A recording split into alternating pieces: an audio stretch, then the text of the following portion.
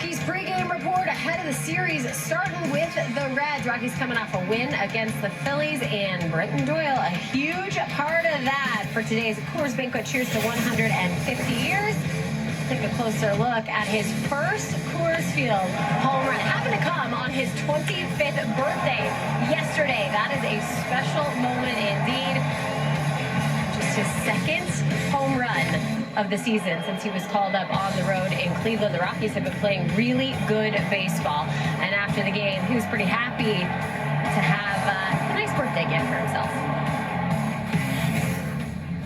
You kind of wake up just in a good mood. It's your birthday, and I had a gut feeling I might go yard today, and it ended up happening. He just hung up a slider and put a good swing on it, and then right off the bat I knew instantly. It's one of those balls where you don't even feel it come off the bat, just like a trampoline, and it was great. Well, it's just been great to see his bat get to work, right? Prior to his call-up on April 24th, the Rockies had 2 stolen bases. He has 6 stolen bases in a short amount of time, so we've been able to see the speed at work, and then when you get the power to come along, it's great too. Yeah, the Brenton Doyle effect's been pretty special when you talk about the bases, but the swing like that, the homer that he hit in New York was a fastball away, and I can remember after the game he said, I wasn't 100% sure I got it.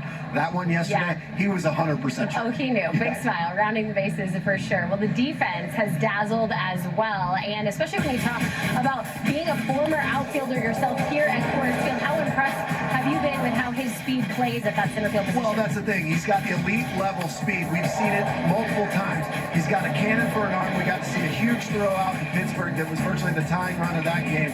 But for me, the jumps and the instincts that I've seen from him in the outfield, they are the thing that is absolutely necessary here at Coors Field. You have to have a guy not just with enormous speed.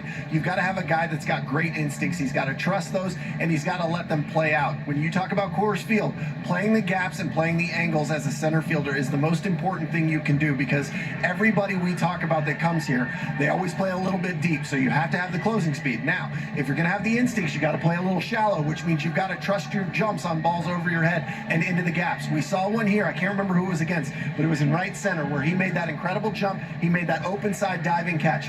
That's one of those that you have to know you have, because Coors Field is so vast. You've got to know you've got room to run, where you can go out and make that catch. I've been thoroughly impressed with his ability to trust himself here at Coors Field. Yeah, it's been really fun to watch. He can make some web gems, and hopefully we might see one even tonight against the Cincinnati's Reds team.